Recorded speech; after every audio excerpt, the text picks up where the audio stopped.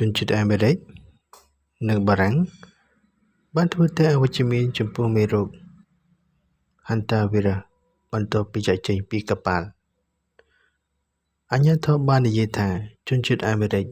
និងជនជាតិបារាំងម្នាក់ដែលបានត្រឡប់ទៅប្រទេសកំណើតរបស់ពួកគេវិញដោយបានចាកចេញពីកប៉ាល់ទេសចរណ៍មួយដែលរងគ្រោះថ្នាក់ការផ្ទុះឡើងនៃមេរោគ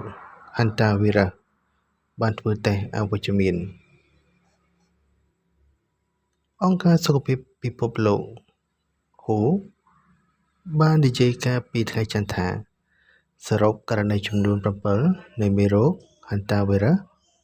ដែលភ្ជាប់ទៅនឹងអំពី Honduras ត្រូវបានបញ្ជាក់ដោយមានករណី2ផ្សេងទៀតដែលត្រូវបានសង្ស័យនាយករដ្ឋាភិបាលសុខភាពសហរដ្ឋអាមេរិកបាននិយាយថាជនជាតិអាមេរិកទី2នៅលើជើងហោះហើរធ្វើមាតុភូមិនិវត្តន៍ក៏បានបង្ហាញរោគសញ្ញាស្រាលផងដែរដោយបន្ថែមថាអ្នកដំណើរទាំងពីរបានធ្វើដំណើរត្រឡប់មកវិញនៅក្នុងអង្គភាពផ្ទុកជីវជាតិគីមីដោយការប្រុងប្រយ័ត្នដ៏ច្រើនរដ្ឋមន្ត្រីក្រសួងសុខាភិបាលបារាំងលោក Stephanie Rees បាននិយាយថាស្ត្រីម្នាក់កំពុងឯកោក្នុងទីក្រុងប៉ារីស